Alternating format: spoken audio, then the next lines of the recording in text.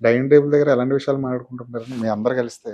సినిమాల గురించే ఎక్కువ. ఈ హ్మ్. సినిమా ఇలాగా, ఈ సినిమా ఇలా తీశారు, ఆ సినిమా అలా ఉంటుంది, ఇలా తీయాలి, సినిమాల డిస్కషన్ ఎక్కువ. హ్మ్. హ్మ్. అంటే ఎక్కువ నంబర్ ఆఫ్ ఓల్డ్ ఫిల్మ్స్ అప్పట్లో అంతా చాలా పెద్ద పెద్ద సినిమాలు వచ్చేవి కదా, వాటి హ్మ్. గురించి హ్మ్. ఒక్కొక్కరు ఫ్యాన్లు. మా డాడీకి ఏమో మణిరత్నం గారు అంటే చాలా ఇష్టం. సో హ్మ్. ఆయన సినిమాల గురించి చెప్పడం ఇలాగన్నీ జరుగుతూ ఉంటాయి అన్నమాట. అయ్యప్ప బాబాయ్ ఎవరిని ఇష్టపడతారు బాగా?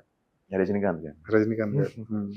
స్క్రీన్ మీద వీళ్ళందరూ చాలా భయంకరమైన విలనిజం చూపించిన వాళ్ళు కదా! ఉమ్, కానీ ఇంట్లో వాళ్ళని అంత జోవియల్‌గా చూస్తున్నప్పుడు ఉమ్.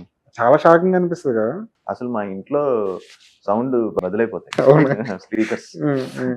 ఎందుకంటే ఎక్కడో మేము స్కూల్ నుంచి బ్యాగులు వేసుకుని ఇలా బయటకి గేట్ బయటకు వస్తుంటేనే వాళ్ళ ఇంట్లో ఉన్నారని అర్థమైపోతుంది. వాళ్ళు మాట్లాడుకుంటుంటే ఆ సౌండ్ వచ్చేస్తుంది కదా, బేస్ వాయిస్‌లు కదా సార్ అందరిని.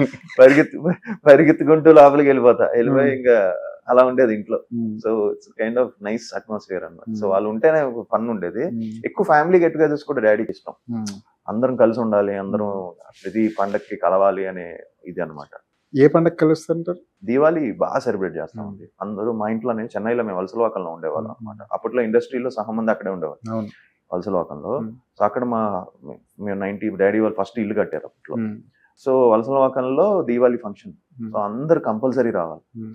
సో అందరికి ఫోన్ చేసేసి వస్తే అందరూ అరౌండ్ 5-6కి వస్తే 6 నుంచి క్రాకర్ స్టార్ట్ చేసి followed by dinner. Hmm. Night 12 1 వరకు అందరూ చిల్ అయ్యి హ్మ్.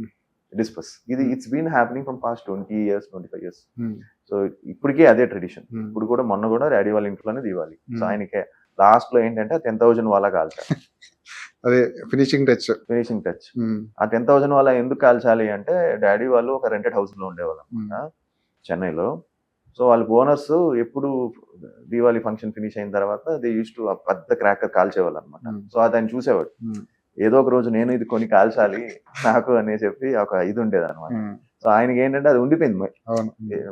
మనం కూడా ఒక రోజు ఇది కొనాలి, అది వెరీ ఎక్స్పెన్సివ్ ఆ క్రాకర్. మనం కూడా కొనాలి ఏదో ఒక రోజు కాల్చాలి. సో అందుకే అప్పటి నుంచి ఆయన కూడా ఆ 10,000 వాళ్ళ ఎప్పుడు వచ్చినా 10,000 వాళ్ళ కంపల్సరీ అది ఆయన దగ్గరుండి పెట్టిస్తాడు. పెట్టించి మేము కాలుస్తాం అనమాట. సో అది that is the finishing touch for every Diwali function every year.